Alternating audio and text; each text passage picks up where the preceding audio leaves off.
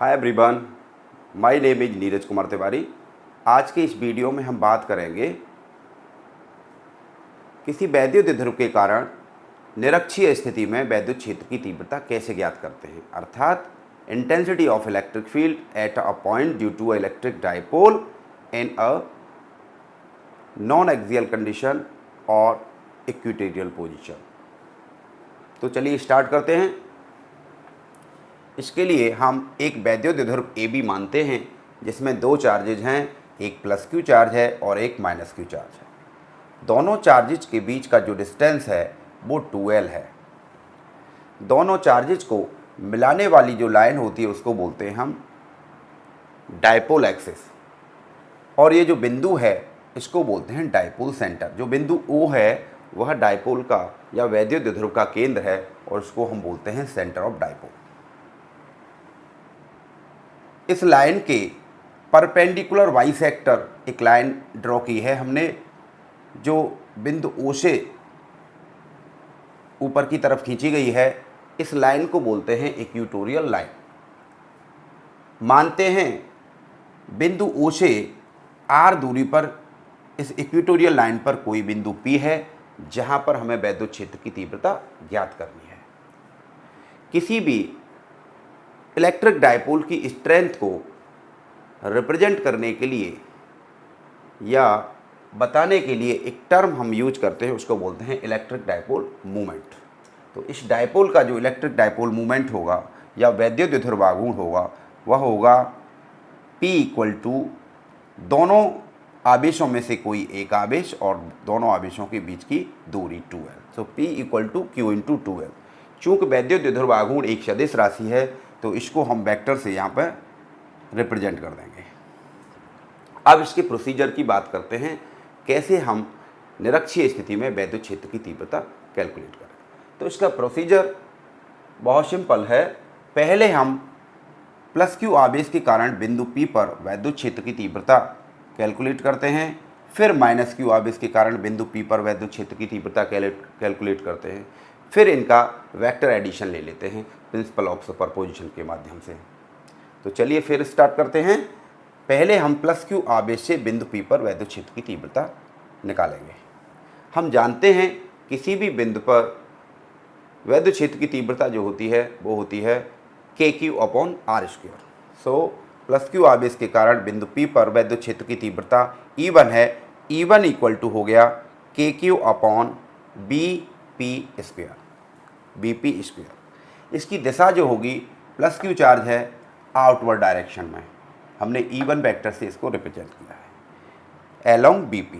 अब BP कैसे calculate करेंगे, ये राइट एंगल ट्राइंगल है, ये डिस्टेंस L है, ये R है, तो ये इसका जो होगा वो under root R square plus L square हो जाएगा पाइथागोरस प्रमेय से। इसी प्रकार इस ट्राइंगल के लिए भी यह R square plus L square होगा। तो E1 इक्वल टू हो गया KQ, BP की हमने वैल्यू रख दी, ये स्क्वायर अंडर रूट का स्क्वायर करेंगे तो ये R square plus L square हो गया। इसको इक्वेशन नंबर 1 मानेंगे। माइनस क्यू आवेश के कारण बिंदु P पर वैद्युत क्षेत्र की तीव्रता KQ अपॉन AP।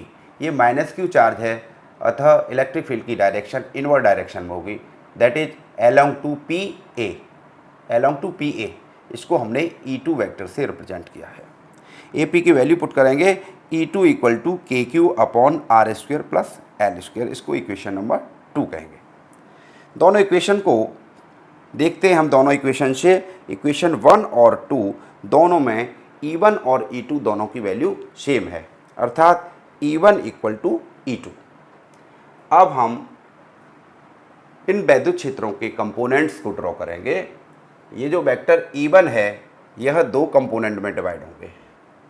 इसके लिए हम इस ट्राइंगल पर चलते हैं और मानते हैं यह थीटा एंगल है।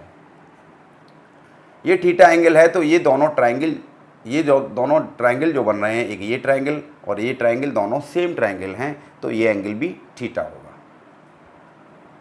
यहाँ पर हम एक पैरेलल लाइन ड्रॉ करते हैं। यदि ये एंगल थीटा है तो यह एंगल ऑल्टरनेट एंगल है, तो यह एंगल भी थीटा होगा।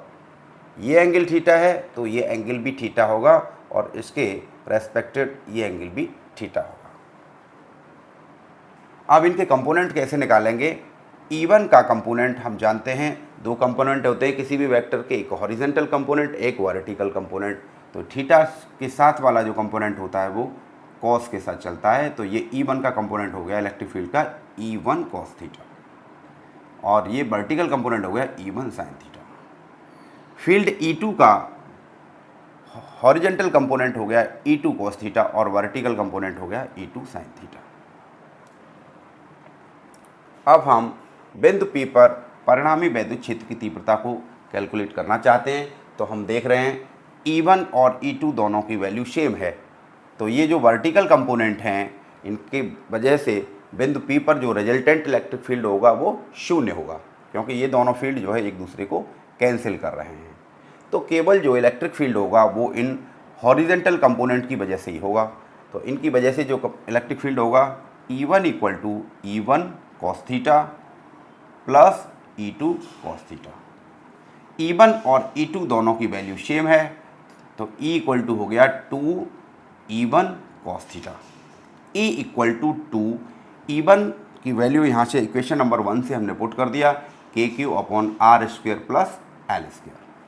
कॉस थीटा की वैल्यू यहाँ से कैलकुलेट करते हैं, तो कॉस थीटा क्या होगा? कॉस थीटा इक्वल टू हो जाएगा L upon under root R square plus L square, और सिंप्लीफाई करेंगे E equal to KQL into 2 upon R square plus L square, और ये हाफ हो गया इसका, तो ये कितना पावर हो गया? 1.5 3/2 हो गया। अब 2QL क्या होता है? डायपोल का इलेक्ट्रिक डायपोल मोमेंट। तो ए इक्वल टू हो गया KP upon R square plus L square की पावर 3/2। यदि R की वैल्यू L से बहुत ज़्यादा है, या हम कहें डायपोल बहुत छोटा है, तब R स्क्वेयर की वैल्यू L स्क्वेयर से और भी ज़्यादा बड़ी होगी, तब हम L स्क्वेयर को R स्क्वेयर के कंपैरिजन में नेगलेक्ट कर सकते हैं। देन नेगलेक्टिंग L स्क्वेयर, तब E की वैल्यू कितनी होगी? E इक्वल टू हो जाएगा KP अपॉन R स्क्वेयर की पावर 3/2, 2 से 2 कैंसिल आउट हो जाएगा तो E इक्वल टू हो गया KP की अपॉन R की पावर 3। यदि हम इलेक्ट्रिक फील्ड को वेक्टर फॉर्म में लिखना चाहें तो E वेक्टर इक्वल टू, अब जो डायरेक्शन P की है वही डायरेक्शन जो है हमको देखना है, तो वेक्टर फॉर्म में लिखेंगे। इलेक्ट्रिक डायपोल मोमेंट की डायरेक्शन होती है from -q charge to +q charge, और यहाँ पर हम देख रहे हैं जो इलेक्ट्रिक फील्ड की डायरेक्शन है वो P के अपोजिट में है, वह डायपोल मोमेंट के अपोजिट है बिल्कुल, from +q charge to -q charge. तो हमको माइनस साइन लगाना पड़ेगा। यह ये बता रहा है इलेक्ट्रिक फील्ड की जो डायरेक्शन है वो इलेक्ट्रिक डायपोल मोमेंट की डायरेक्शन की जस्ट अपोजिट है, अर्थात +q आवेश से -q आवेश की ओर है। तो निरक्षीय स्थिति में वैद्युत क्षेत्र की तीव्रता की जो दिशा होती है वह वैद्युत ध्रुव आघूर्ण की दिशा के विपरीत दिशा होती है, अर्थात +q आवेश से -q आवेश के ओर होती है। तो आज हमने सीखा निरक्षीय स्थिति में किसी वैद्युत ध्रुव के लिए वैद्युत क्षेत्र की तीव्रता को कैसे ज्ञात किया जाता है। आशा करता हूँ कि यह वीडियो के माध्यम से आपको समझ में आ गया होगा। Thank you.